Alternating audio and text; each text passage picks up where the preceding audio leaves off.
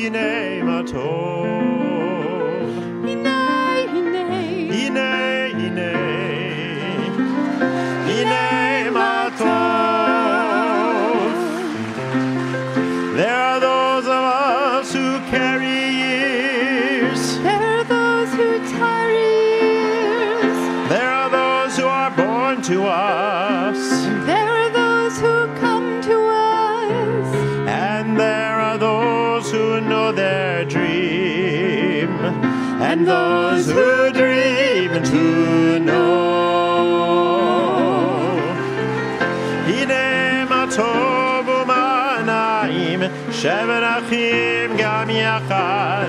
הנה מה טוב ומה נעים, שבת אחים גם יחד. הנה, הנה מה טוב, הנה, הנה. הנה, הנה מה טוב. There are those of us who reach for heaven. There are those who reach for ends. There are those whose faith is wrong. And those who question God's command. And there are those who just don't know the words. And those who know where they stand. הנה מה טוב ומה נעים, שבת אחים גם יחד. הנה מה טוב ומה נעים, שבת אחים גם יחד. הנה, הנה מה טוב, הנה, הנה. הנה, הנה מה טוב. הנה מה טוב. Not all the same, But stronger and wiser as one. Here we are, here we are, here we go.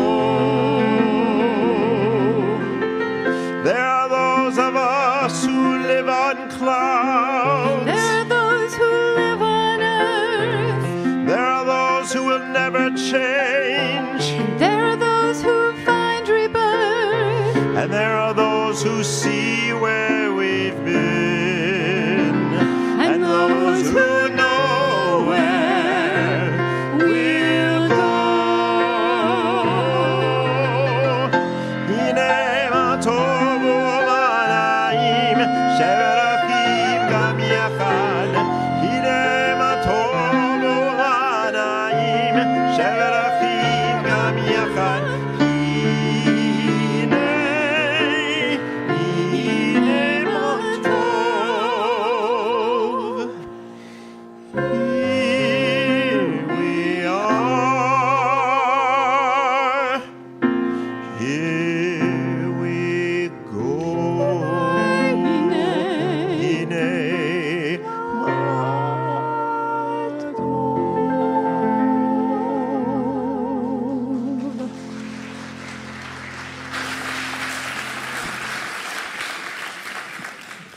Good morning, and welcome to the 2025 HUC graduation ceremonies.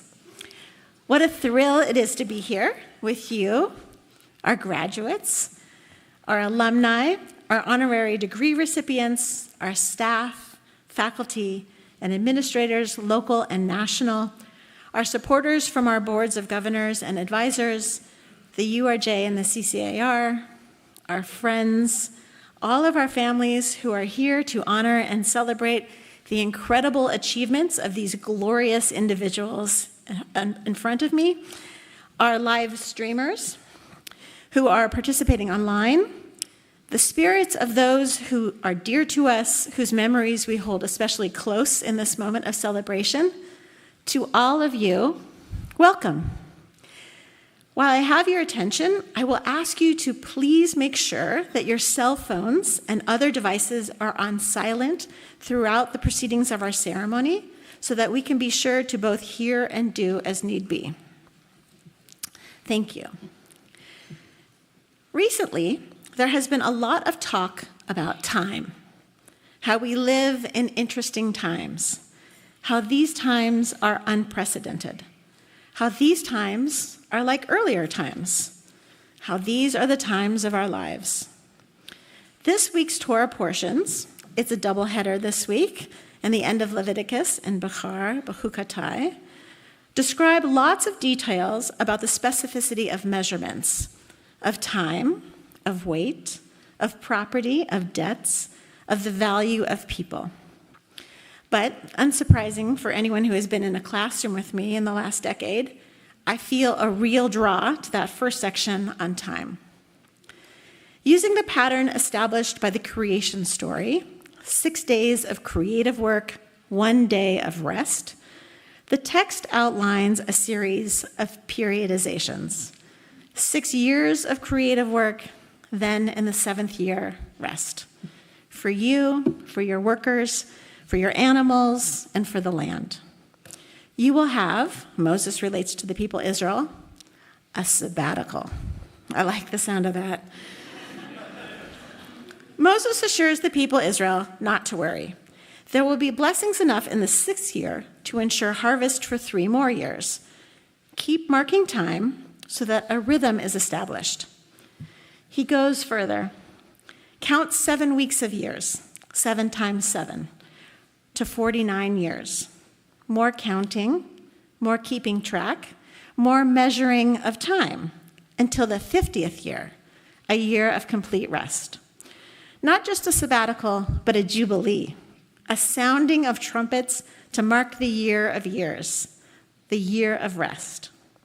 Not a year of taking accounts. Actually, all bets, all debts, all vows, all loans, all harvests are off. A year of breathing, as it were, an incredibly productive recharge. But don't shirk your duty in the 48th year or the 49th year. For the Jubilee to be effective, we must keep marking off time. We must keep the rhythm, the pattern, so that we will know when it's time to stop. This periodization, the separating of time into specific chunks, provides a scaffolding of sorts. Graduations are, of course, the formal marking of such scaffolding. We are taught not to shirk our duties, not to cut corners, figuratively or literally, not to count too hastily or attempt to speed up or to slow down time. The measurements of Torah time adjure us not to take shortcuts, lest we mess up the rhythm that maintains the moral ecosystem that God established in creation. 2 years for some of you, 3 years, 25 years. You have all done your time. And this year, in this graduation, we are not just marking the 36th day of the Omer, the double chai, as it were, but the 3rd Jubilee of the founding of Hebrew Union College, the 150th year since the initial students came to study in what was then a basement of the Mound Street Temple in Cincinnati. Sometimes graduations dwell on time past, all the hard work students have labored to produce, the late nights, the papers and the Divrei Torah, the lesson plans and the capstones, the preparation and the translations, the critical analyses and the timelines, the quarter century of service to Jewish communities around the country. But instead of looking backward, I want to suggest that we use this Jubilee to look forward. In Los Angeles, we are only in our 71st year, which gives us some more time, precious time that we need to take all that you have learned. All the intellectual and the spiritual and the personal harvests that you have reaped. We need you to replant them, to reinvest them. We need the several years of time for all of us to dig deep, to prepare, to excavate, to plant, to grow, and to renovate. It's not yet our time to take stock of what we have already done. We are still in prep mode. You who are graduating and you who are receiving your well-earned degrees of service have blessed us with ingenuity, with foresight, with creativity, and with energy. In turn, we bless you with courage, with fortitude, with perseverance, and with compassion, all the attributes embedded in creation, in Shemitah, in Yovel, the Jubilee. I am so excited to see what moral harvests are yet to come, and I cannot wait to blow the trumpets of your successes. Mazal tov, graduates.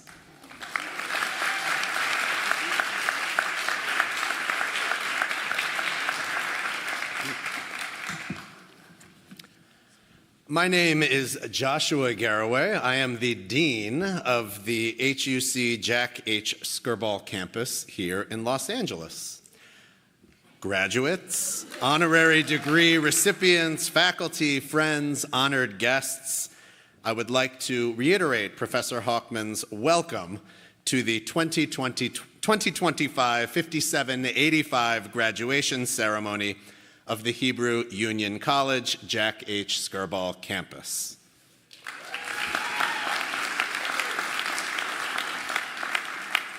I don't think there's an applause sign behind me, so that's what this means.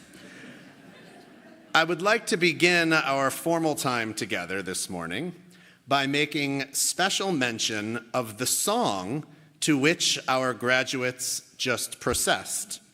The familiar words of Psalm 133, Hine Ma Tov, were arranged by the composer, an HUC alumnus, Jonathan Commissar, into a splendid new duet specifically as a gift to this year's graduating class. I have been at the college for many, many years, and I do not recall hearing of many such acts of artistic generosity. Now, Hine Ma Tov is one of the best known of all Jewish songs, but it's also a remarkable psalm. It is one of the few biblical psalms introduced as a Shir HaMa'alot, a song of ascent. Now, why there are 15 extraordinary psalms called songs of ascent remains a matter of scholarly controversy. Some say these psalms were sung by pilgrims as they trekked upward toward Jerusalem. Others say they were sung daily by the Levites as they climbed the 15 steps of the ancient temple. Still others that these psalms are songs of ascent simply because they bring those who hear them to a higher place. They uplift us and elevate our souls. How appropriate then that a song of ascent opened this ceremony, because today is a day of ascent, literally a day of ascent. Pedantic Latin teacher moment coming. Graduations are called so because gradus in Latin means step or stair. And at graduations, we celebrate students whose learning has prepared them to step up and take on the challenges of the world. Some of our students have mastered the fields of Jewish education or teaching or nonprofit management and are prepared now to ascend into the world to bring that learning to fruition. Others have mastered Jewish texts and are prepared now to complete their path toward the rabbinate. Others have served with distinction in the Jewish professions for 25 years, and we are here now to acknowledge the growth and accomplishment, the ascent that such service returns. Before we celebrate the ascent of our students and alumni, I would like to offer special thanks to my colleagues whose planning and hard work have made possible today's proceedings. This is the roll credits part of the morning.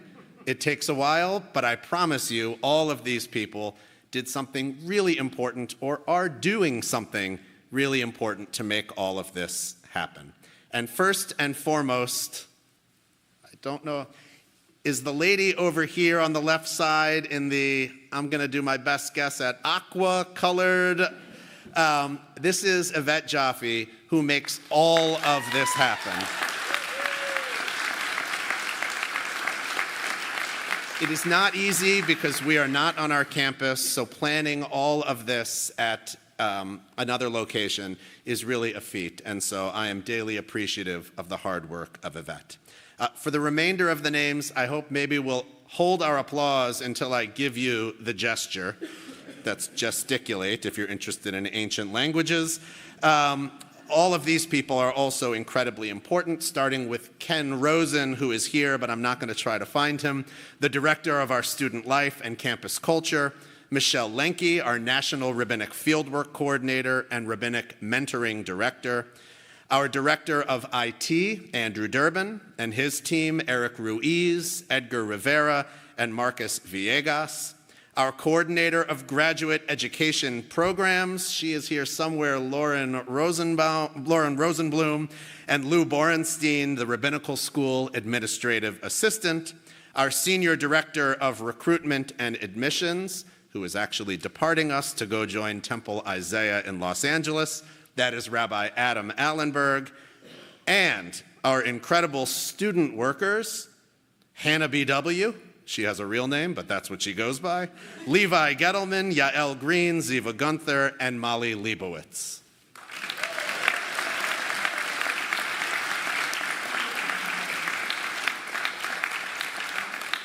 We are grateful also for the musical ensemble enriching today's ceremony, Cantor Kareth Spencer Shapiro, Cantor Randall Schloss, and piano accompanist Elizabeth Yaron.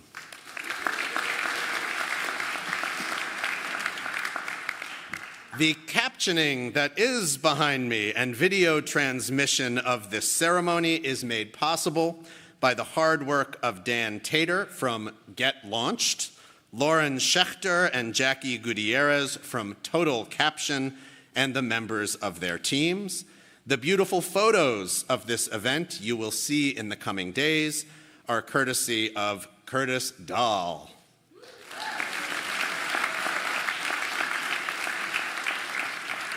And for this beautiful venue, and especially the beautiful views that you will see on your way in and out, we thank Megan Birdsill and Gary Rosoff from Milken Community Schools East Campus.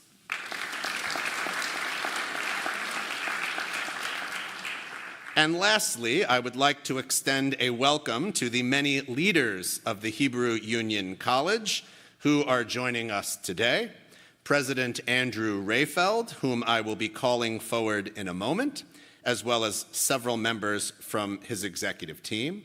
We also welcome Rabbi Jonah Pesner, Director of the Religious Action Center for Reform Judaism, and also from the RAC, Associate Director Barbara Weinstein, and Heidi Siegel, Chair of the Commission on Social Action.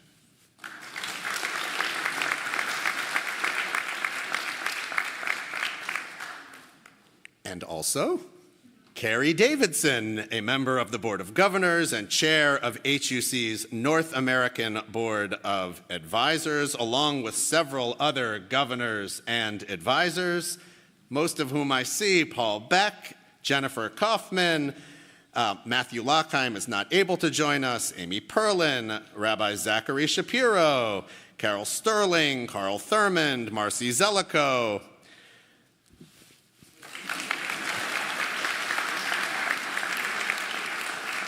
I think a couple of those aren't here, or at least I don't see them, but their names are worthy of mention in any case. We also note with sadness that our provost, who is ordinarily here, Rabbi Andrea Weiss, is not able to join us as she addresses health concerns, and we wish her a swift and complete recovery. If you are one of the few gathered here whose name I have not recited in the last few minutes, please do not feel bad. You are worthy. Do not think that your contribution to what will transpire here today has gone unnoticed. You are the family and friends and teachers and staff and community leaders who have raised and supported and instructed and guided these graduates along their path. Thank you for joining us today to celebrate their hard work. Give yourselves a hand.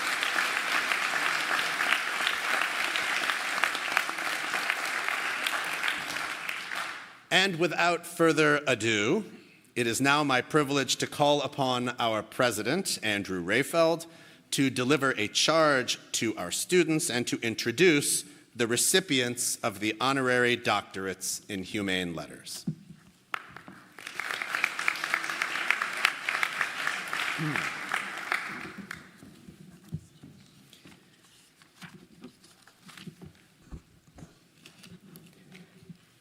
Good morning, everyone. What an honor and pleasure it is to welcome you to celebrate the graduates of the class of 5785, 2025, and our accomplished alumni of 2000, the class of 2000, a ceremony held, just for the record, Dr. Garraway, 149 and a half years after our founding in Cincinnati in the fall of 1875. The degrees we confer upon our current students recognize your achievements after years of study, and we acknowledge with appreciation, as we just did, the support of your family, friends, and loved ones, whose commitment to you we also honor today. I want to also recognize the service of our alumni, who over the last 25 years have represented the very best of what Hebrew Union College stands for. Through your work in the field, you've demonstrated the importance of this institution to raise up leaders for the Jewish people as educators and spiritual leaders, as organizational executives, as chaplains, and as advocates. You have comforted those who are suffering, you've celebrated with them in times of joy, and you've created meaningful pathways to our tradition through learning and ritual, strengthening your communities for the sake of our world. We are so very honored to recognize your sacred service today. In his last public address at our New York graduation in 2018, just hours before he would be killed in an accident, Rabbi Dr. Aaron Pankin, Zichrono Livracha, 9th president of the Hebrew Union College, observed that, quote, "Our celebration comes amidst a particularly challenging and painful world, one that in many respects transcends anything I have seen in my lifetime." After 7 years, how little has changed. Rabbi Pankin reminded us of the Talmud's teaching that when a wedding procession meets a funeral procession in the street, it must first recognize the suffering of the others. For, he went on, even at times of great celebration, if the society around you is in a dark place, you cannot simply ignore it. Lest familiarity breed complacency to the unabated pain and suffering of others, before we fully celebrate, we take note of the state of our world. We gather today as the suffering in Gaza continues.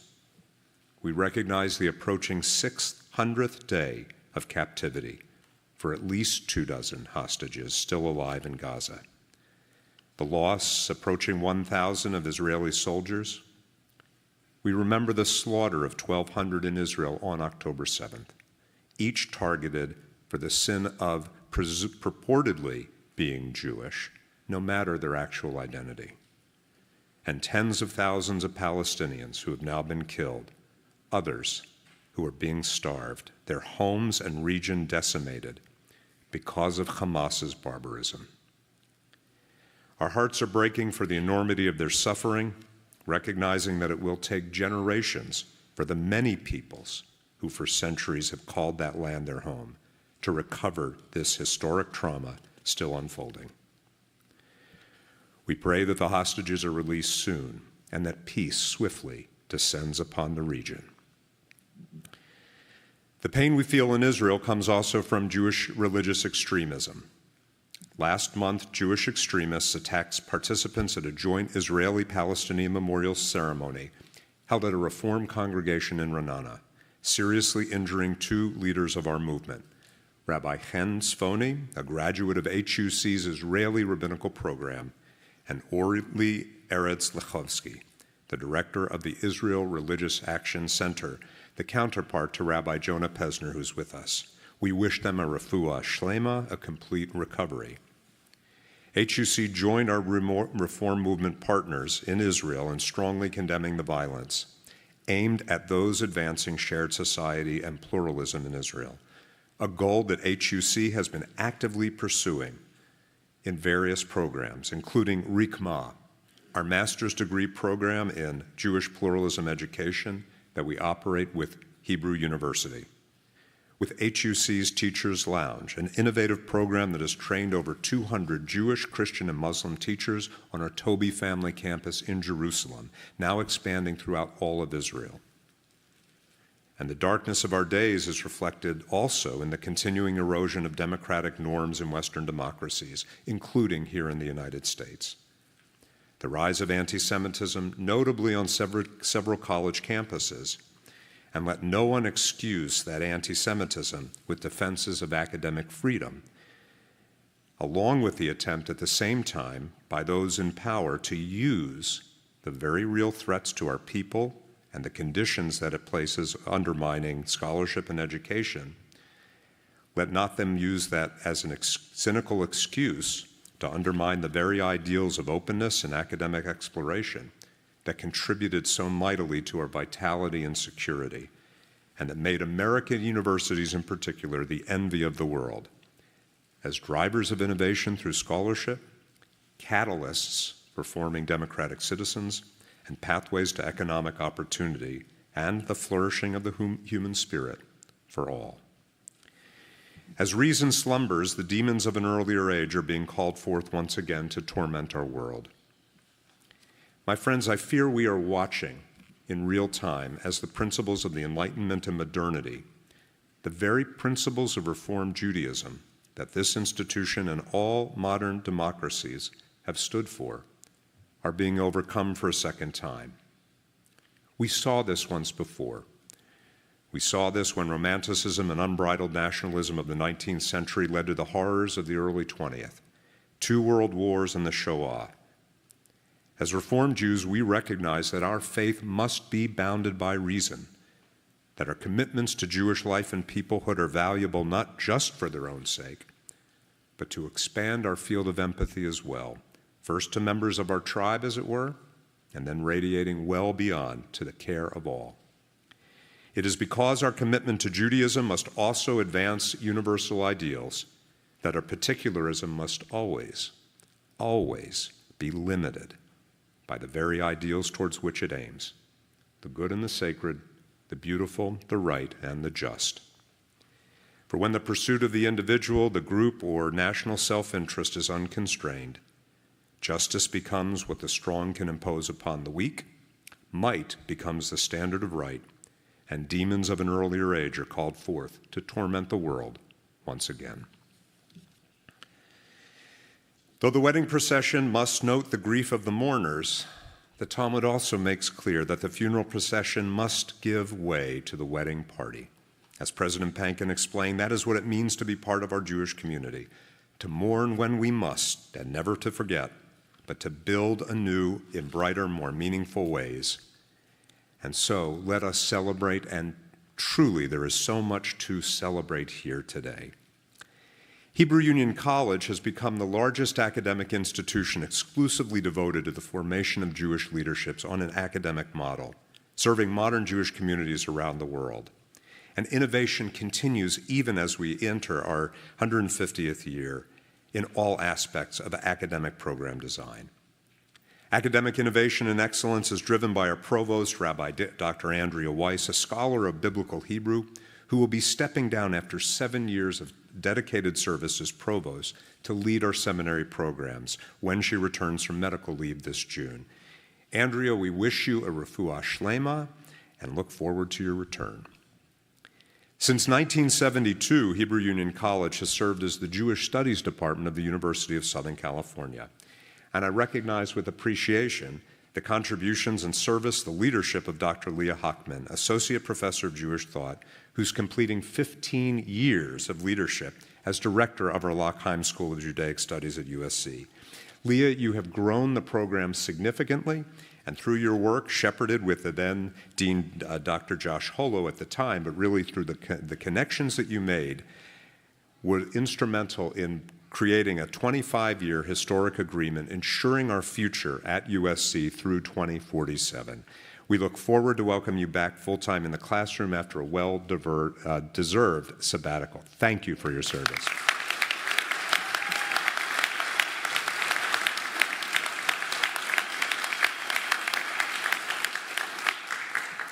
At our rabbinical school, we adopted a new rabbinical curriculum developed by rabbis and Pankin professors, both of them, Devorah Weisberg and Joe Skloot. It adopts a learning outcomes frame and improves the integration of primary text study with scholarship and the training of our rabbis. And in January on our Cincinnati campus, we launched our first cohort of our virtual rabbinical program, an academically rigorous pathway to the rabbinate enabling second career professionals to fulfill their calling no matter where they live. I want to recognize the completion of Devorah's 15 years of service as LA Rabbinical Program Director and since 2020, the first director of our National Rabbinical School. The only good news, Devorah, about your departure is that you're staying to teach after your own well-deserved sabbatical. Devorah, thank you for your extraordinary service to the college.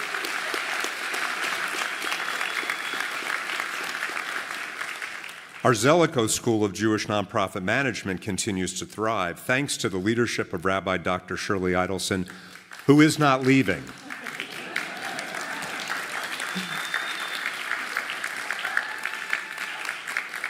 Shirley continues to expand the school, leaning into distance learning modalities to train Jewish communities around the world, communal leaders. And I recognize with appreciation the presence of Marcy Zelikow.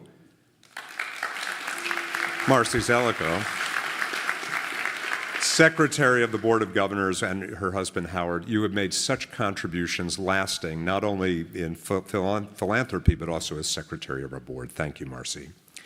Our virtual programs were based on years of experience in our path-breaking executive master's program in Jewish education. And here I want to recognize our School of Education faculty for the leadership of this program and other innovative ways HUC develops educational leaders, including Dr. Lauren Applebaum. Here you are, the director of our DELIT programs, who becomes the interim director of the School of Education on July 1st. Dr. Kathy Schwartz, is she up here? She's down there, you can wave. Director of our Executive Master's Program. And Rabbi Dr. Laura Novak-Weiner, who will become the Associate Director of our Rabbinical School on July 1st and is currently the Director of our Masters of Educational Leadership Program. And finally, well, you can clap for them now.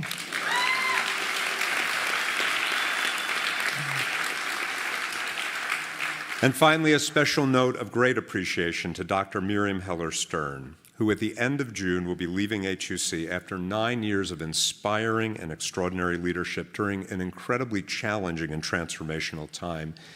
Miriam, you'll go on to become the CEO of the Builders of Jewish Education here in Los Angeles, a critical institution for education Jewish education in Los Angeles.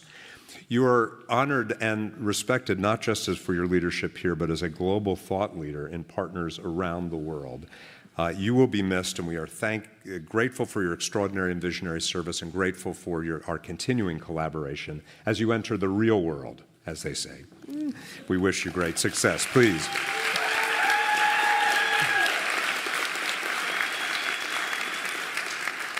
I promise you I'm almost done. You're very patient, and I appreciate it. We just have to recognize one other group of people, and with content. Great Jewish leaders require outstanding faculty.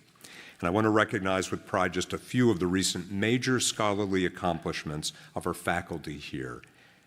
The publication from Oxford University Press by Dr. Christine Garraway, professor of Bible, of her third book, The Dying Child, The Death of Personhood of Children in Ancient Israel. That really does not sound good, does it?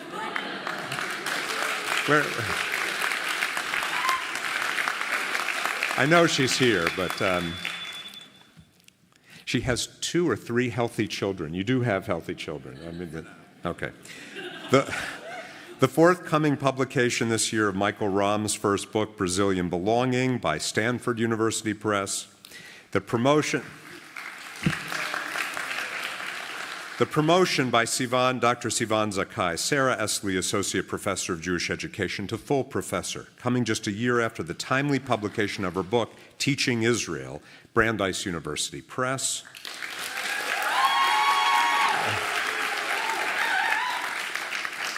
And the curation by Dr. Sarah Ben-Or, Professor of Contemporary Jewish Studies, of an exhibit co-curated with the Anu Museum in Tel Aviv. The exhibit is part of Ben-Or's larger project that she directs called the Jewish Language Project. And I want to note with gratitude the sustaining funding by the Perlin Family Foundation that makes the Jewish Language Project possible.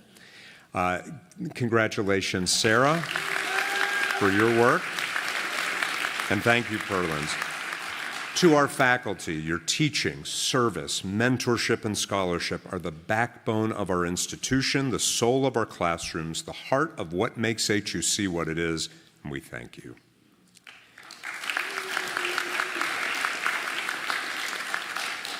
HUC's greatest impact is through the work of our alumni in the world, in congregations and schools, social service agencies, nonprofits, and hospitals, and even as a member of the Israeli Knesset. Our graduates build community, enrich and educate, and strengthen Jewish identity, and that is what we are here celebrating today, honoring those who have served with distinction for the past 25 years, and I want to say often at great sacrifice, not only to yourselves, but to your family that supported you. For the betterment of our world, you represent the very best of Hebrew Union College, and through your service lies the hope for our future. Our students and our alumni should give us all hope that this dark period will end and enlightenment be renewed. Whether they're continuing in study, beginning their first 25 years of service, or commencing their second quarter century ahead, when the sleep of reason brings forth monsters, we need evermore a Judaism grounded in spirit and scholarship, a faith bounded by reason, a particularism in service to universal principles of the good and the sacred, the beautiful, the right, and the just, and may we follow the very example that all of you will or have led into the future. Congratulations.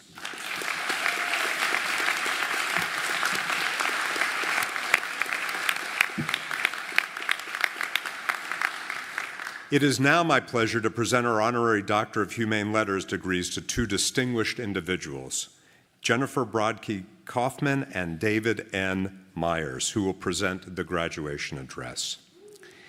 Jennifer Brodke, am I pronouncing that right? You are. Kaufman is the immediate past chair of the North American Board of Union for Reform Judaism. A member of that board since 2003, she has served in a variety of roles across all of the organization, including as chair of the Commission on Social Action and the chair of the Resolutions Committee. She helped develop the URJ Ethics Code, served on the URJ Ethics Council, and served on the CCAR's task force on the experience of women in the rabbinate. She served for many years in the URJ Camp Newman Advisory Board and chaired the URJ's internal task force to begin re-envisioning Camp Newman in the aftermath of the Santa Rosa fires. Jennifer is the past president of Congregational B'nai Israel in Sacramento and served on the board of the Jewish Federations of the Sacramento region. She worked as an attorney for 30 years at the California 3rd District Court of Appeal and was president of Women Lawyers of Sacramento. She's been an esteemed member of our Board of Governors since 2019, when we basically began at the same time, just as COVID was beginning. And as chair of the URJ through COVID and through so many of the hard decisions that we've had to navigate at this institution, I am so grateful for your partnership. We honor you for your impact as a longtime social activist and leader, a devoted Zionist and dedicated Reform Jew committed to progressive Jewish values. You have profoundly influenced and championed those values, and for that we are honoring you today. Congratulations, Jennifer. Please come on.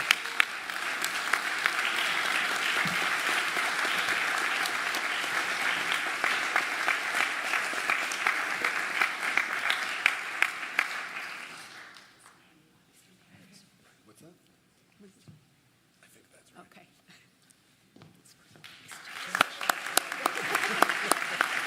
Congratulations. It's now my distinct honor to stop speaking. Oh, no, that's not what to bestow the Doctor of Humane Letters honoris causa on our graduation speaker, David M. Myers, the award-winning historian, prolific writer and editor, and distinguished scholar. David Myers is distinguished professor and holds the Sadie and Ludwig Kahn Chair in Jewish History at UCLA, where he teaches courses on Jewish history and historiography, and where, since 2017, he has served as the director of the Luskin Center for History and Policy. He previously served as chair of the UCLA History Department and twice as director of its Center for Jewish Studies.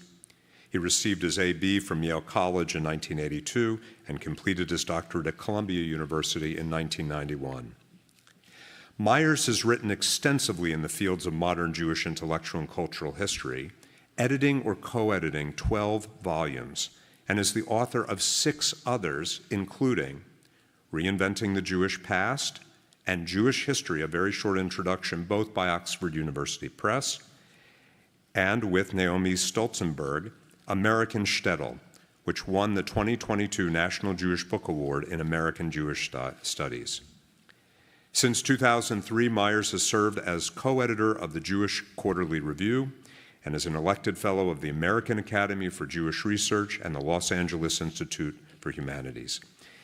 David, today we honor your activism as a leader in Jewish communal and political discussions, and your commitment to enduring Jewish scholarship is accessible and pertinent, especially as scholars and policymakers navigate complex issues of nationalism, identity, and historical memory in Jewish and global contexts.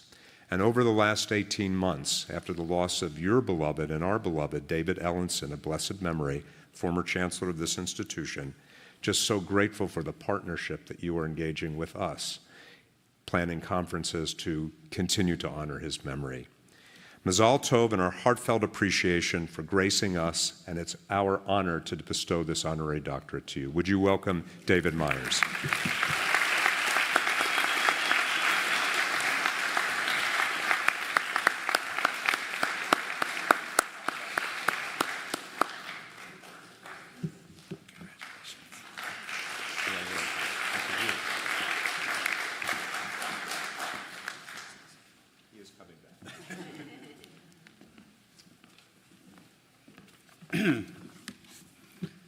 Boker Tov. Good morning, everyone. First and foremost, congratulations to Jennifer Kaufman for being recognized and honored for all of her manifold contributions to American Jewish life.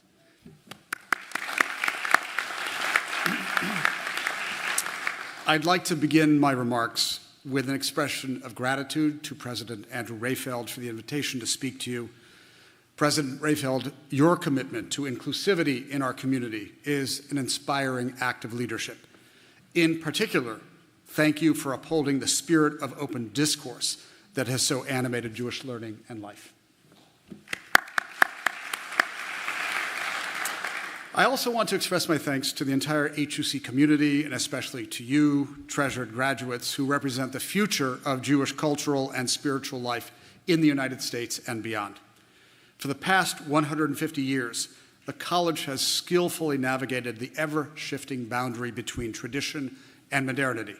Even before HUC's founding in 1857, Isaac Mayer Wise offered up a liturgical vision of that project of navigation in the form of a prayer book called Minhag America. This Siddur announced a new spirit of innovation and inclusion, albeit in a traditional Hebrew idiom. For example, by praising God in the morning prayer as, quote, the healer of all, unquote, rather than just of the people Israel. It is precisely this kind of innovation for which HUC has come to be known.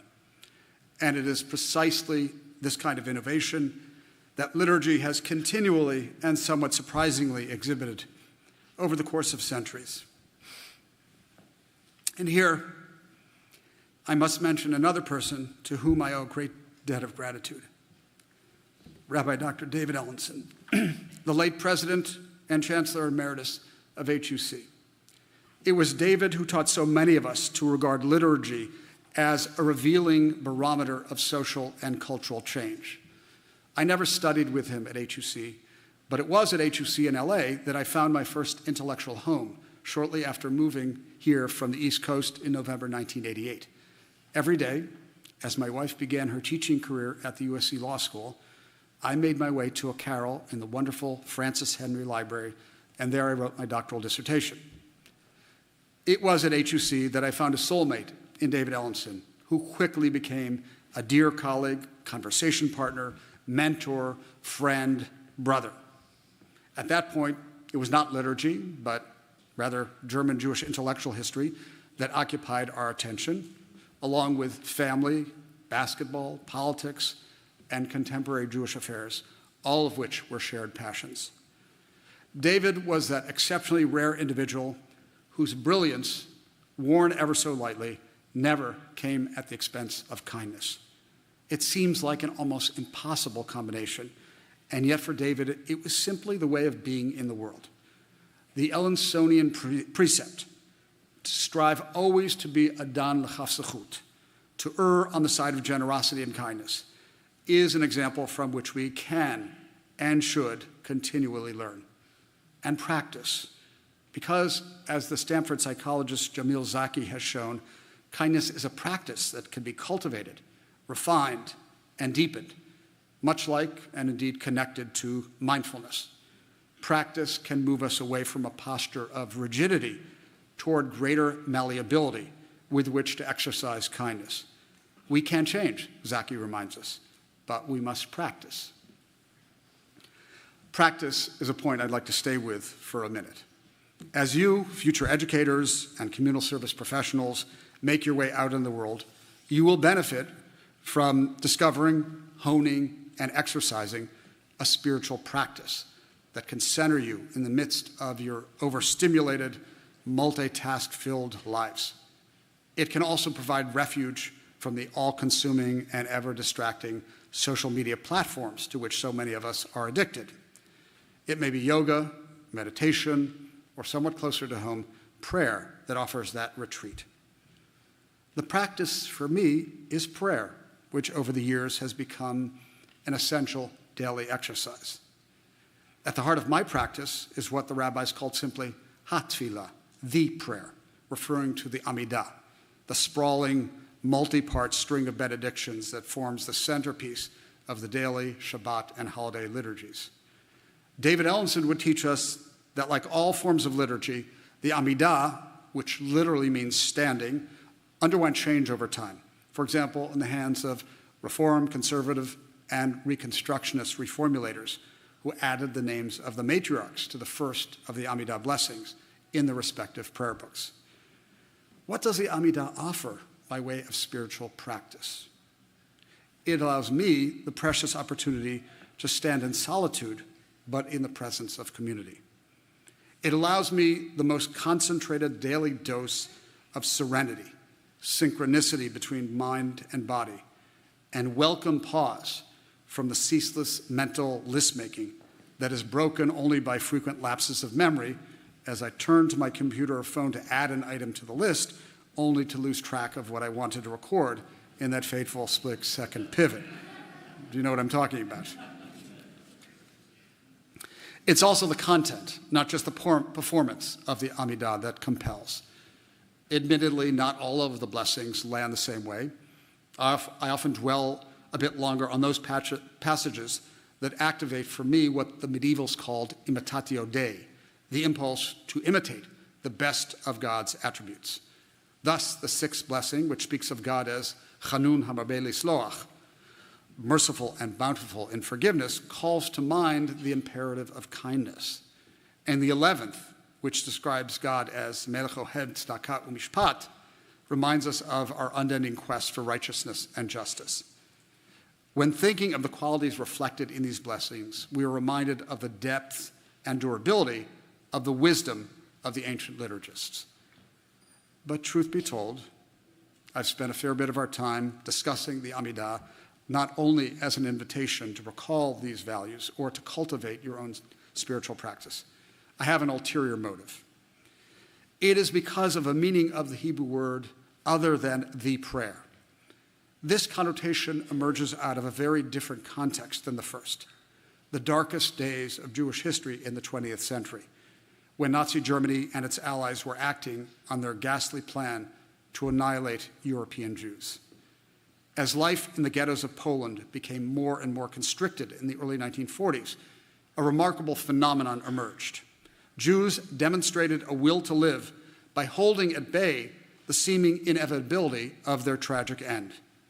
They did so through everyday acts that required immense outlays of energy and courage, by maintaining a health clinic, a theater troupe, an orchestra, a book club, or by producing a written record of all that was taking place in the ghetto, a task that was performed by a group of amateur and professional historians in the Warsaw Ghetto known as the Oynek Shabbos Circle. This work came to be known already in the 1940s by a variety of terms: the Yiddish Geistiger Widerstand, or the Hebrew Meri Musari, meaning spiritual resistance. Soon enough, another Hebrew word emerged to describe this activity: Amidah. One of the first adopters of the term, the Vilna-born scholar and survivor Mark Dvorzhetsky, explained its use. Quote, "The concept Amidah is a comprehensive name for all expressions of Jewish nonconformism and for all the forms of resistance and all acts by Jews aimed at thwarting the evil design of the Nazis," unquote. I think of this connotation of Amidah and the spirit of nonconformism today, not because we face anything resembling the murderous Nazi assault against Jews in the 1940s, chas v'shalom. We are far from the unimaginable suffering of our forebears then. But we do face grave threats in our country, serious differences in our community, and a tragic and increasingly brutal cycle of violence in Israel-Palestine, especially now in Gaza, all of which we must resist. The kind of resistance I have in mind has been articulated well by my late friend and mentor, Leonard Bierman, founding rabbi of Leobeck Temple. In his chapel sermon as a rabbinical student at HUC in Cincinnati on October 30th, 1948, Leonard spoke of the Jew as, quote, "the eternal dissident, the great disobedient child of history," unquote, ever grating against a world of amorality, indifference, and violence. Leonard assumed and he relished the role of eternal dissident in his rabbinate and life, and it is a model worth remembering and emulating today. I understand that it might seem like unbridled chutzpah to suggest to a new crop of educators and nonprofit management grads that you should stand up and resist the demands of your employers, for example, by telling them that you will do whatever you damn please. Of course, you must be prudent and cultivate a spirit of cooperation. But you also must carry with you a bit of the eternal dissident, informed by what Heschel called spiritual audacity. The resistance I'm talking about, like earlier forms of Amidah, is not about taking up arms. It is about seeking in peaceful ways to resist attempts to upend core democratic practices, due process, and the rule of law here and in Israel. It is about resisting efforts to assert that an Israeli Jewish life is worth more than a Palestinian life, or vice versa. It is about resisting efforts to push some among us beyond the bounds of the community because of how we look, identify, or think. We must resist the gravitational pull of conformity as that great disobedient child. And for a guide as to how we might go about this, I recommend you read the recent New Yorker article by Julia Engwin and local boy Ami Fieldsmeyer entitled, "So You Want to Be a Dissident?" In short, resistance is a necessary act for our time, but it is not sufficient.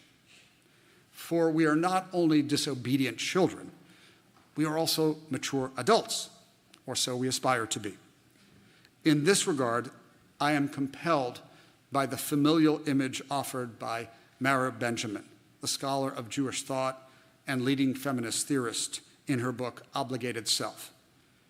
Professor Benjamin seeks to understand what chiyuv, or obligation, means in the modern sense by examining the relationship between mother and infant.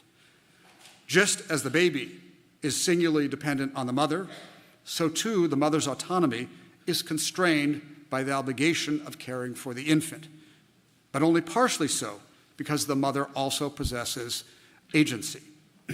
The balance of constraint and agency is, of course, present in some form in all of our relations with family, friends, neighbors, fellow citizens, co-inhabitants of the earth. How capacious should our sense of caring and love for them be? Is it confined to those nearest us, as some have argued? Or, as the late Pope Francis and now his successor, Pope Leo, have insisted, must not our vision of caring be open to all without exception? If we follow the more expansive path of Francis and Leo in the tradition of the biblical principle that all are created b'tselem Elohim, in the image of God, we will inevitably encounter difference in our midst, and we must learn to navigate it at multiple levels, in our personal relationships, in our community, in our city, and in our country. As we do so, we have to admit that we've lost a fair bit of muscle to engage, the result of a political culture that encourages polarization and of our own tendency to remain within silos fortified by social media algorithms. The stakes today are high. If we don't rebuild that muscle, and admittedly it's not easy, there can be no meaningful notion of the common weal, of the shared values and aspirations that bind us together. And how do we build that muscle and escape the trap of hyperconformity? Through caring, active listening, and talking. Through word, which is the literal translation from the Greek of dialogue, across difference. This means Republicans and Democrats, Jews and Muslims, Israelis and Palestinians, Zionists and anti-Zionists, and yes, Trump lovers and Trump haters. If you had uttered that sentence to me 5 years ago, I would have rolled my eyes and said, yeah, right. But I've come around, indeed come to see the urgency of the task, which is not to achieve harmony and unanimity, nor is it to have a machloket l'shem shamayim, an argument for the sake of heaven. This is not, in the first instance, a question of serving God. It is about the conversation among ourselves, ben adam l'chavero. The goal, as the philosopher Kwame Anthony Appiah reminds us, is not to persuade or achieve consensus. It is to hear and listen to the story of the other as an acknowledgement of their and thus our humanity. We must recognize and uphold our relationality, our inescapable interdependence, as my mother, an indefatigable activist for democracy and the arts, would remind us. But what I've just laid out leaves us with a conundrum. How can we resist and engage at the same time? It is true that Jews are a disputatious lot and enjoy a good conundrum. What is the Talmud if not a large compilation of conundrums? There's not a clear answer to the question of how to balance resisting and engaging, though it strikes me that if we did one without the other, we would fail to meet the challenge of the day. Each of us must find the right balance. As we go about this important work of calibration, think about the word amidah, standing, in its multiple senses, as a guide. Amidah as a source of spiritual practice. Amidah as a means of ongoing nonviolent resistance to oppression, prejudice, and injustice. And Amidah in the sense of standing alongside, not apart from your fellow human beings, those with whom you often agree and those with whom you do not always agree. In this vein, let me conclude with the words of our country's greatest prophet, who exemplified the principles of Amidah as well as any human being, Dr. Martin Luther King. In his last speech, "I've Been to the Mountain," from April 3rd, 1968, Dr. King declared, "Let us rise up tonight with a greater readiness. Let us stand with a greater determination, and let us move on in these powerful days, these days of challenge, to make America what it ought to be. We have an opportunity to make America a better nation. And so let us stand together with a greater determination. And you, dear graduates, will lead us, because that is your calling, to a better nation, community, and world. Ken Yeh Ratzon. Thank you.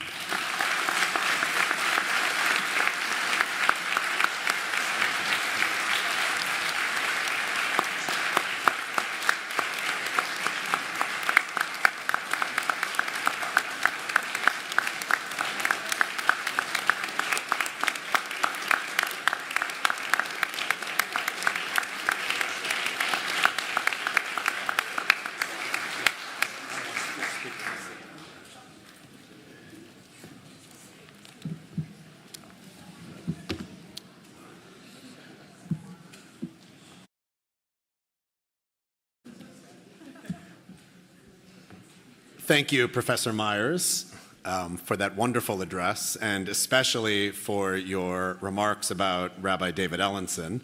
I should note that it was Rabbi Ellenson who ordained me 22 years ago, and also Rabbi Ellenson who, I don't want to say forced, let's say encouraged my senior colleagues on the faculty to hire me 17 years ago. I owe my entire professional life to Rabbi David Ellenson. So thank you for your remarks. And I understand that you guys were besties, as the kids say today.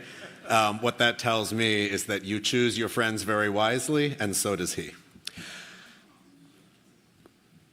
Latin lesson again. You'll notice as we proceed to the folks who are going to be coming up on the stage that in your program, which doesn't have your name on it, no offense, it will say that the following people are receiving degrees honoris causa. Not difficult Latin, it means because of honor. So the students here will be receiving a degree because they have fulfilled a curriculum and demonstrated that they are ready to go out and do something. The folks who are about to come up are coming up because they've done something. For 25 years, they have been out in the world as Jewish professionals, accruing honor.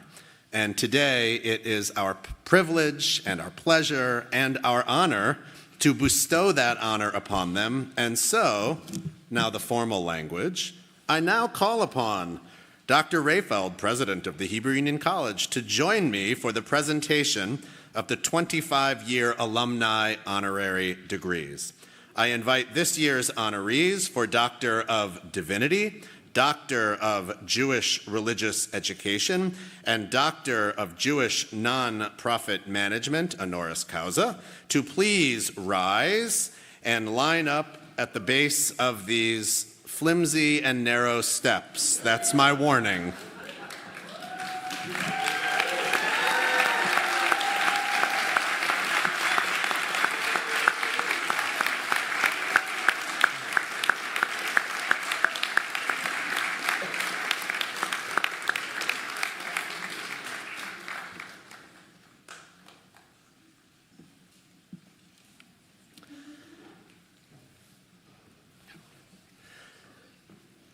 It is my pleasure to invite to the lectern Rabbi Dr. Devorah Weisberg, Director of the HUC Rabbinical School, at least for a few more weeks, to hood our School of Rabbinic Studies alumni honorees.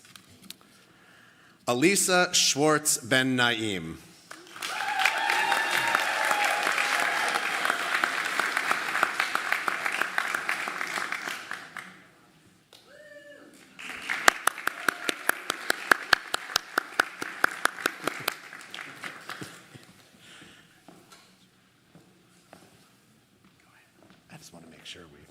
Properly. Alexis Deborah Burke.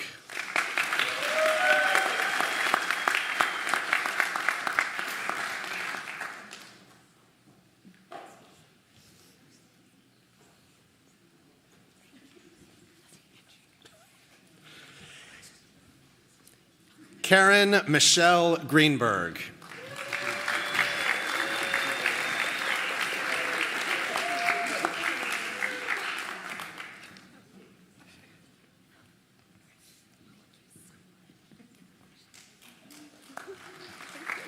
Congratulations. Marla Rachel Hornston. You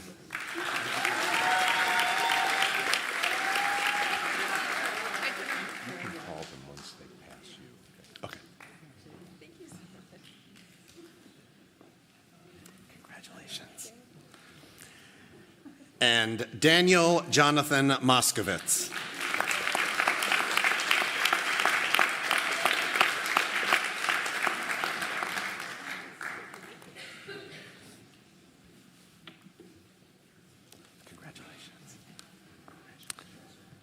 And it is now my pleasure to invite to the lectern Dr. Miriam Heller-Stern, Director of the School of Education, to hood our School of Education alumni honorees.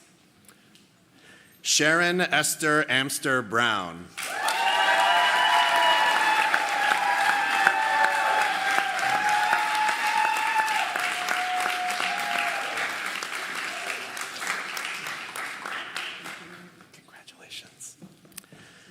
Rebecca Julia Goodman.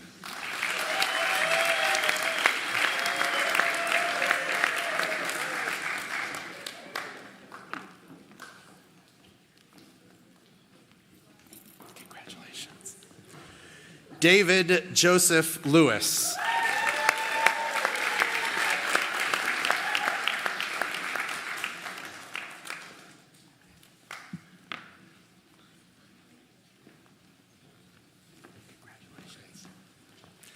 And Amy Nicole Newman.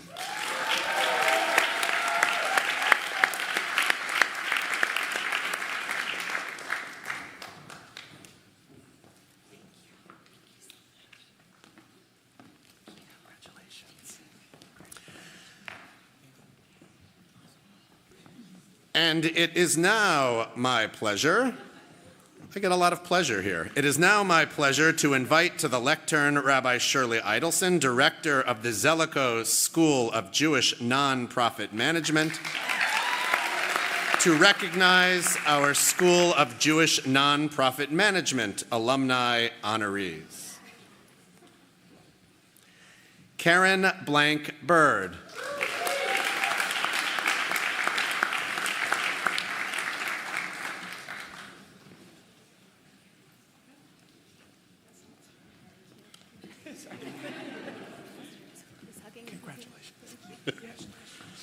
Javi Wolfson Hall.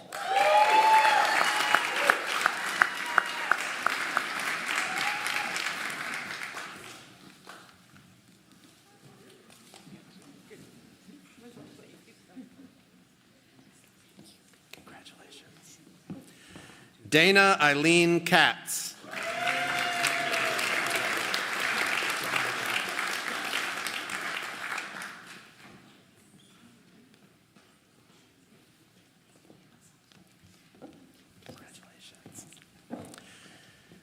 Stacy Ilana Katz.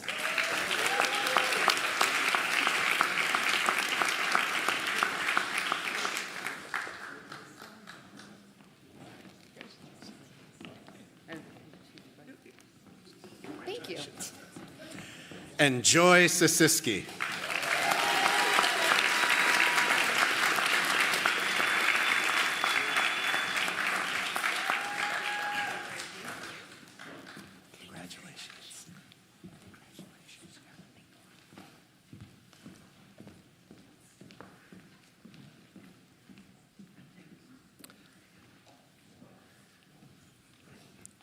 President Rayfeld and Governor Shapiro, it is now my great pleasure to inform you that the students participating in today's graduation ceremonies have, to the satisfaction of the faculty and the administration, completed the requirements for their various degrees.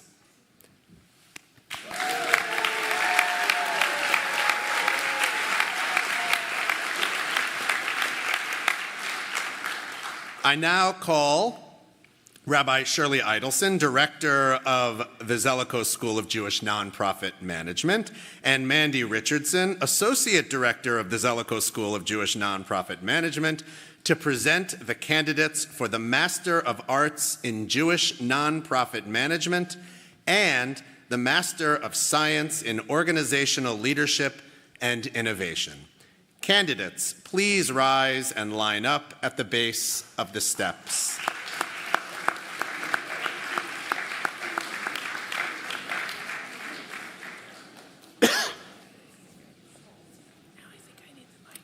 Yeah, do you need, you have the names, okay.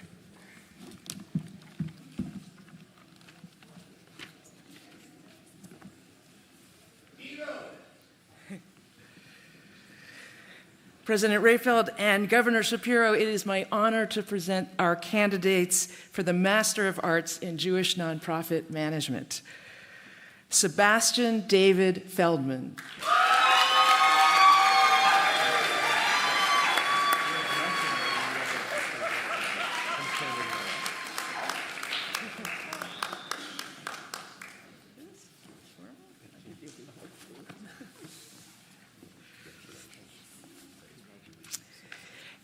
Elizabeth Glasser Frankel.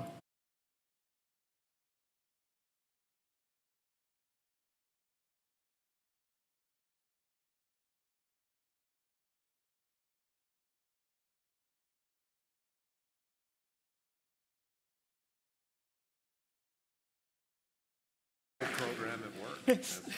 Eileen Madison Baker Gindi.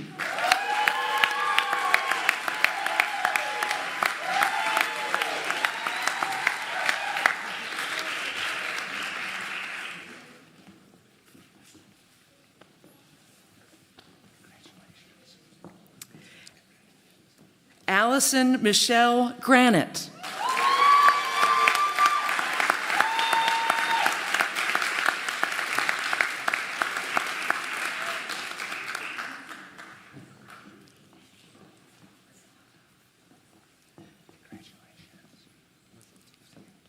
Ross Elliott Halfant.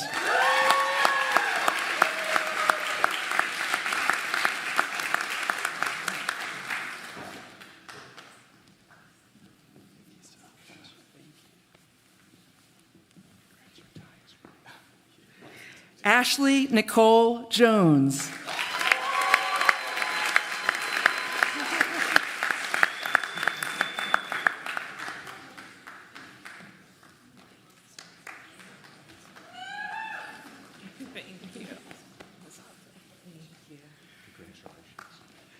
Chloe Shauna Levian.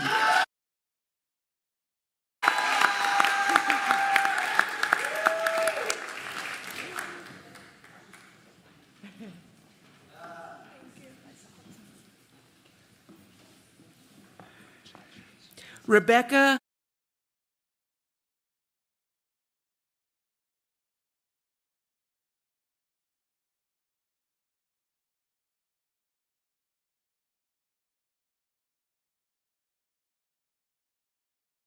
Rachel Diane Ribko.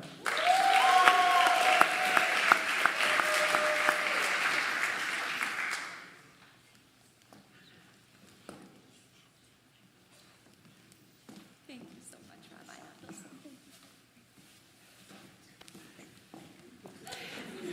Nathan James Weisband.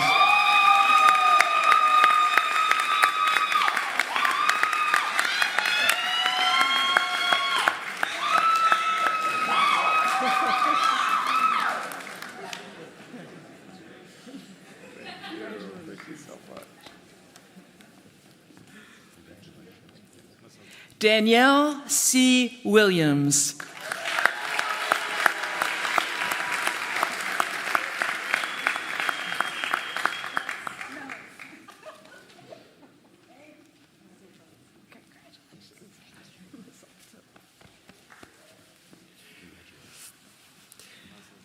It is my honor now to announce the names of the recipients for the degree of Master of Science in Organizational Leadership and Innovation. They already received their diplomas in August 2024. David Britva Braha.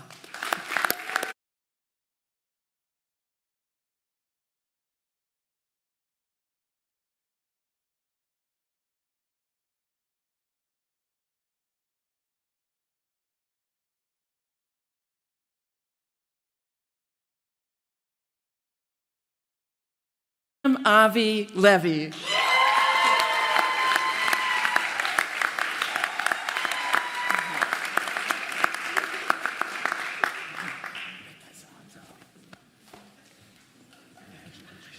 And Sonia Bloom Wilk.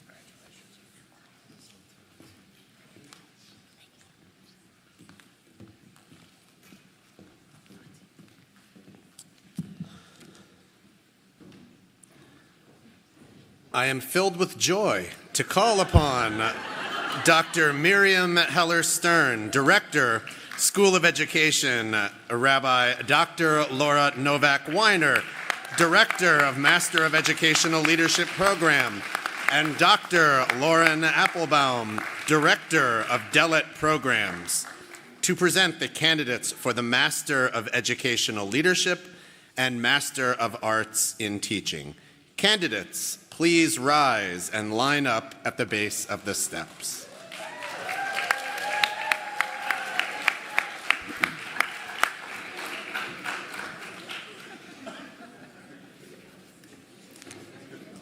It is my privilege to present the candidates for the degree of Master of Educational Leadership. Paige A. Beam.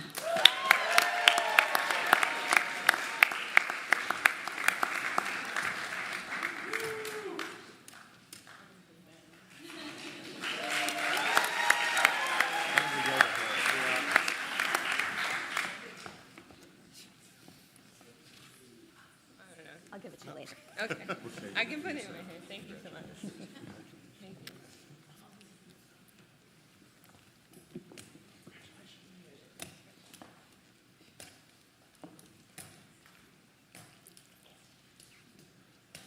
Shayna Leah Dollinger.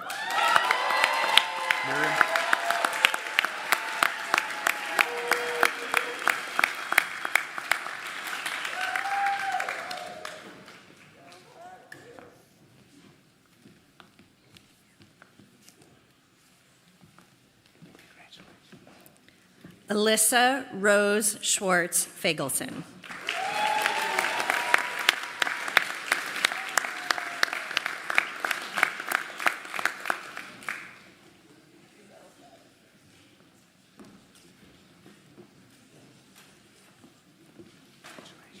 Alyssa Brooke Carpel Pomerantz.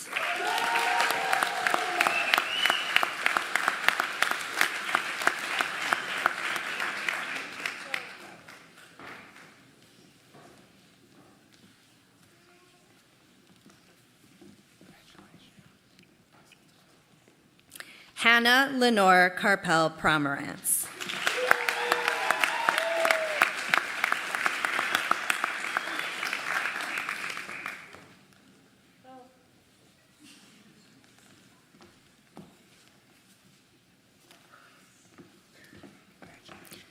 Shoshana J. Levine.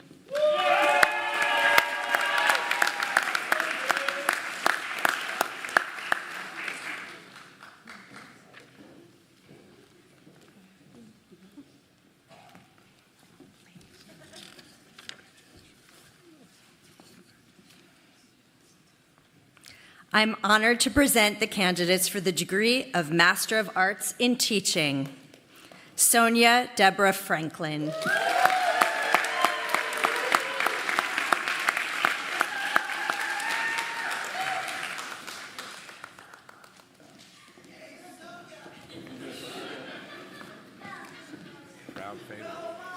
Azriela R. Friedman.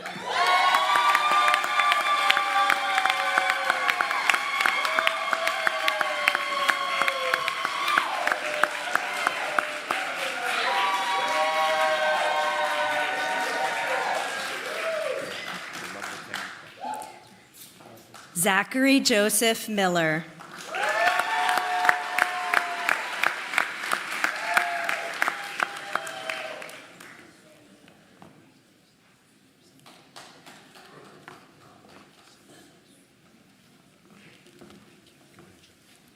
Margot Brooke Pelmar.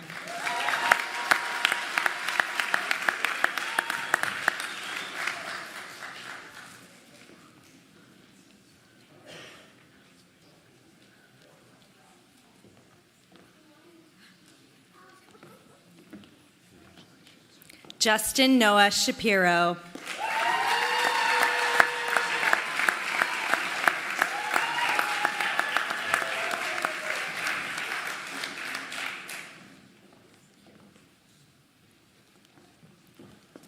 Laura Elizabeth Zazweta.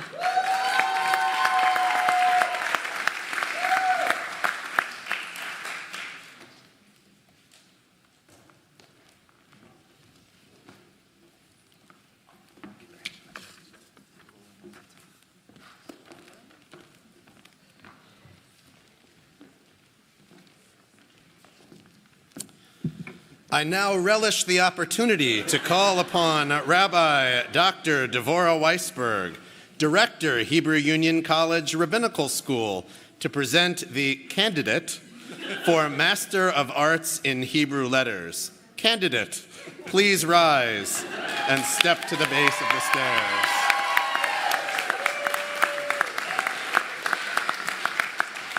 Your turn. It is my honor to present the candidate for the degree of Master of Arts of Hebrew Letters, Benjamin Bryant Poor.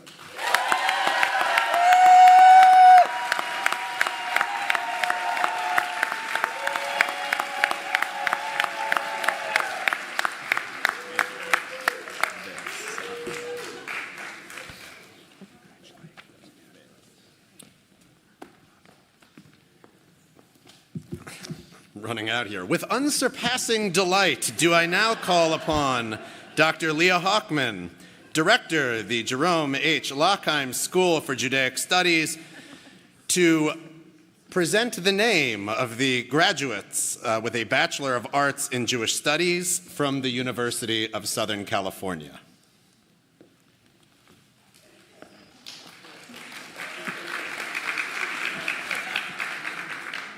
I'm happy to acknowledge the very recent graduate who received the degree of Bachelor of Arts in Jewish Studies, summa cum laude, from the University of Southern California on Friday, who has already flown the coop, Aaliyah Blank.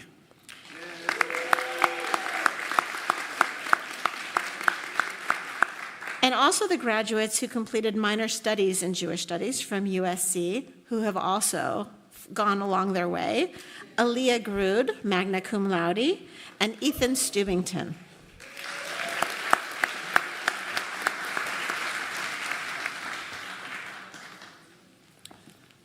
Which reminds me, I have a law school recommendation for Aaliyah that I have not yet done. I hope that means that she's not going to law school. No, it's not due for months. Okay, I'd like to not make a joke about the word delight with my next introduction because I think this is a pretty serious part of the program. It is the time when we get to hear from one of our students who has prepared remarks about her perspective at HUC over the past few years. So I am now very pleased to welcome, for our student perspective, Shayna Leah Dollinger, graduate of HUC's School of Education.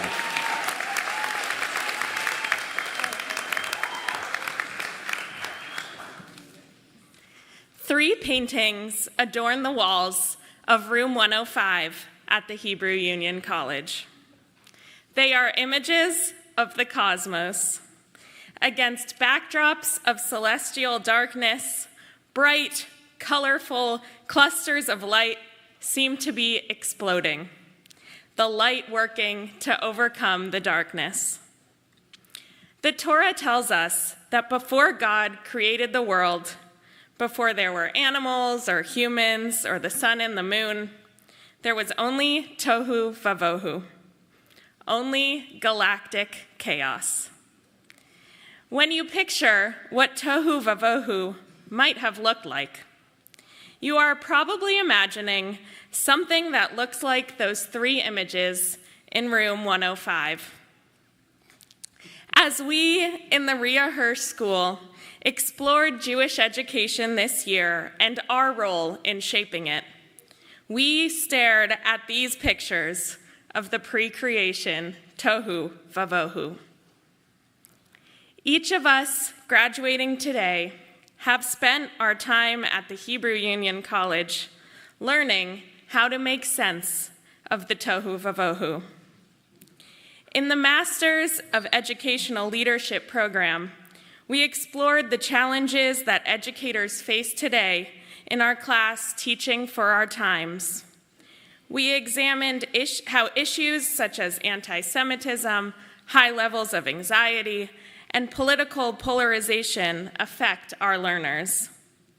Students in the Master of Arts in Teaching program studied their dilemmas of practice to produce new insights on teaching.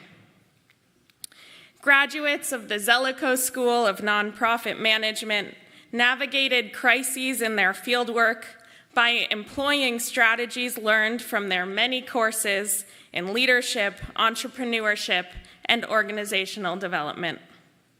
We salute those receiving honorary doctorates today, having spent 25 years in the field, guiding others through the tohu vavohu, all while trying to make sense of it themselves. As much as each of us graduating today tried to order the chaos during our time at HUC, the world kept changing. I'm not sure if you've looked outside recently, but the world, like those images in room 105, is feeling pretty chaotic these days. Overwhelmed in class one day by the morning's headlines, I sought advice from our professor, Dr. Miriam Heller-Stern. How can we help our learners make sense of the chaos when we can't make sense of it ourselves? I asked. You try to make sense of the world right alongside them, Dr. Heller-Stern responded. So where do we even begin? How do we make sense of the chaos? And how do we, as sacred guides, bring those who we serve alongside us? As Jews, one of our greatest tools for making sense of the world is storytelling. So I take us back to our very first story, God's creation of the world. First, there was only tohu vavohu, only chaos. But then, vayavdel Elohim bein ha'or uvein ha'choshech, God separated the light from the darkness. How will each of us separate the light and the dark? How will we create order out of chaos in our world today? There's a Jewish mystical idea that within each of us is a vessel of light. As we move through the world, we give light and we collect light, our vessels brightening in every interaction. We, like God in our creation story, exist in the tohu vavohu. But when we gather light in our relationships and experiences, we too separate the light from the darkness. We become God's partners in the ongoing work of creation. In her work in the field of Jewish education, Dr. Heller-Stern argues that the Jewish world must lean into creativity and into chidushin, new ideas. When we invite ourselves, our students, colleagues, and congregants to create, we share light with one another. In art, in music, in storytelling, in creating chidushin in each of our fields of expertise, we gift our light to the world. I am grateful for the light that I have received this year from classmates, colleagues, and teachers, but especially from my students. There was a moment in my second grade classroom this year when I felt lost in the chaos of our world today. And one of my students, with her light, helped me make sense of it. I was telling the story of Joseph. You remember the story. Joseph's dad gives him a fancy coat. His 11 brothers grow jealous. They throw him in a pit. Well, something you might not know about Joseph is that he had a sister too. A sister whose voice is silenced and whose story is forgotten. That day in class, I had tasked my students with drawing a comic strip of the story of Joseph. One of my students raised her hand and said, "What about Dinah? Where is Joseph's sister in this story?" So, with Dr. Heller-Stern's wisdom of creativity in mind, I invited her to create her own story, to draw Dinah's comic rather than Joseph's. In watching this student create Midrash, biblical commentary, and hearing her retelling of the story, I watched just a little bit of the tohu vavohu begin to order as my vessel filled with light. Every one of us graduating today has been blessed with light from so many people. To our professors, we have learned from you how to walk through the world, always learning. To our HUC administrators, thank you for the light you shine from behind the curtain so that we get to learn every day. To our mentors in the field, Thank you for guiding us with your light. To our families and loved ones, thank you for the years of light gifting that brought us to this moment. And lastly, she doesn't know I'm doing this, Miriam, I hope you know just how deeply your wisdom and your vision for Jewish education has impacted your students and your students' students. There is a generation of Jewish educators who collected your light, and what a blessing it is that we get to gift that light to everyone we meet. Yes.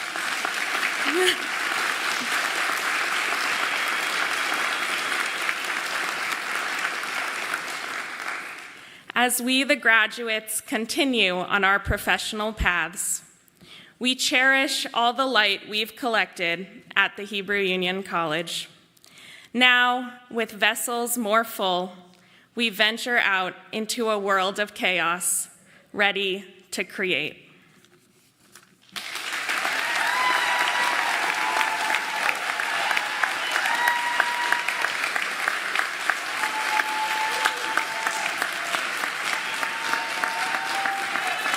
Is this Shayna's?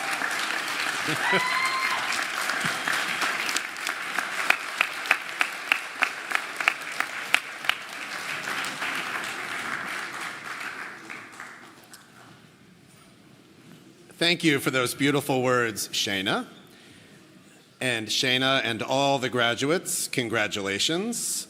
But alas, your degrees are unofficial until they have been confirmed by a governor of the college. And fortunately, behind me, we have just such a person. So it is my last pleasure this morning to call upon Governor Rabbi Zachary Shapiro of Temple Akiba in Culver City.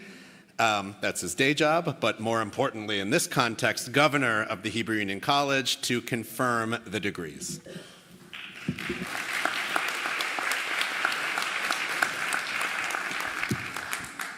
So if I understand, I'm the only one in the way of making all this official?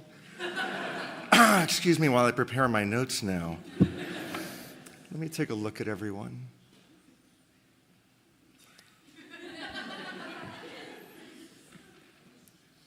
Dear colleagues, you are holding one of the most sought after and well-earned documents possible. A degree from the Hebrew Union College represents years of study and commitment, intertwined with sparks of holiness and kernels of inspirational. There is no doubt about it. You have earned and learned a lot of stuff. Dr. Weisberg, I believe that is the Talmudic term. And that stuff, no doubt, will make you remarkable teachers. It is my husband, Ron, however, who regularly reminds me, Zach, your job is about so much more than teaching. Your job is to touch people's minds and to reach people's hearts. That's why you earned degrees from HUC. Anyone with a master's can teach, but a degree from HUC means that you are spreading your wings to truly inspire others, to lift their souls, to bring light into darkness, and as Shayna so beautifully shared, to create order out of tohu vavohu. What a sacred opportunity and responsibility this is. Jews are yearning for connections and meaning. We're desperately searching for community. You are the ones with the skills to transform the neshama and to help create a better world. On behalf of the Board of Governors of the Hebrew Union College, it is truly my honor to confirm your degrees. Now go out and bring your incredible beings into tomorrow. Mazel tov, everyone.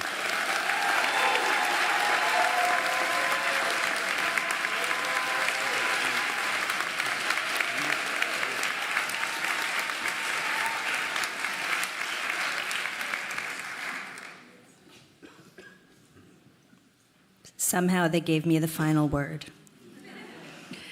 After the benediction, as we conclude the ceremony, please wait for the recessional, after which you're invited to join us in the lobby for pictures and well-deserved congratulations.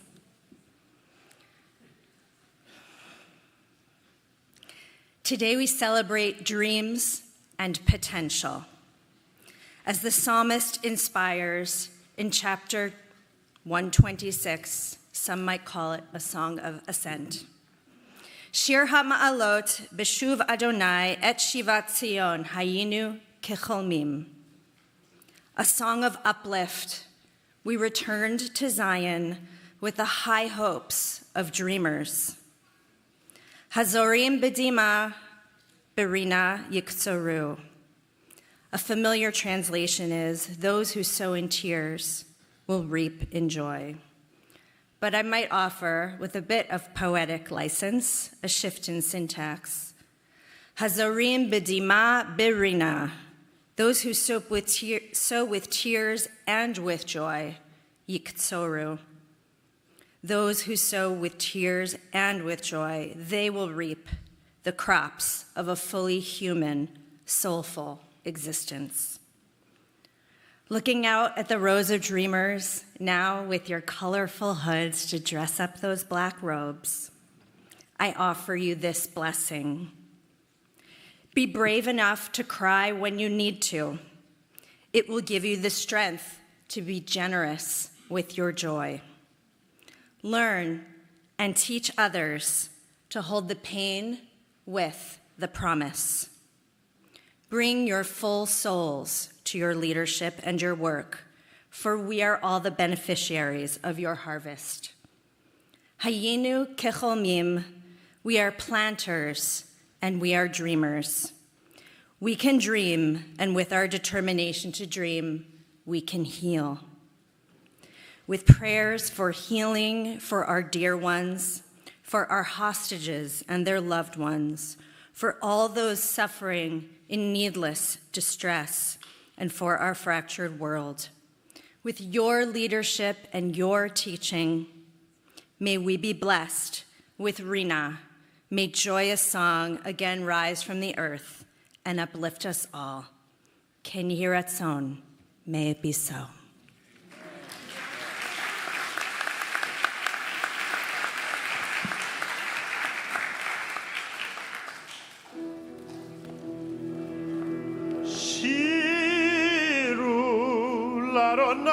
שיר חדש, תהילתו מקצה הארץ, שירו. שירו לאדוני שיר חדש, תהילתו מקצה הארץ, שירו. יורדי הים ומלוא איים ויושביהם יורדי הים ומלוא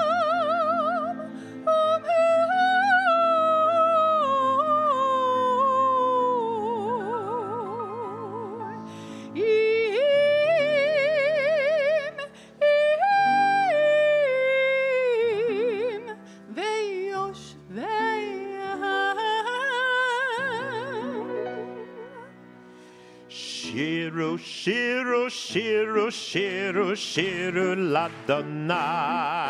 שירו, שירו, שירו, שירו, שירו, שיר חדש. תהילתו מקצה הארץ, שירו לאדוני. תהילתו מקצה הארץ, שירו לאדוני. שירו, שירו, שירו, שירו, שירו לאדוני. שירו, שירו, שירו, שירו, שירו, שיר חדש. תהילתו מקצה הארץ, שירו לאדוני. תהילתו מקצה הארץ, שירו לאדוני. שירו לאדוני שיר חדש. תהילתו מקצה הארץ. שירו, שירו, לאדוני שיר חדש, תהילתו מקצה הארץ.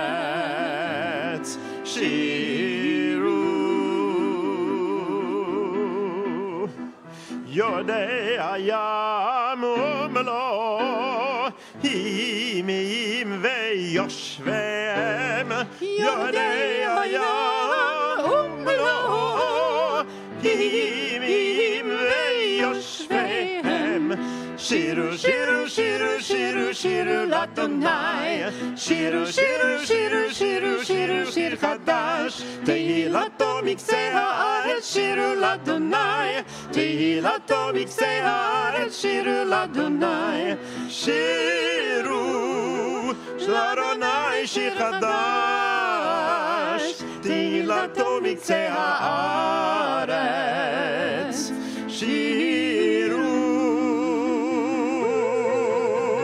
שירו, לאדוני שיר חדש,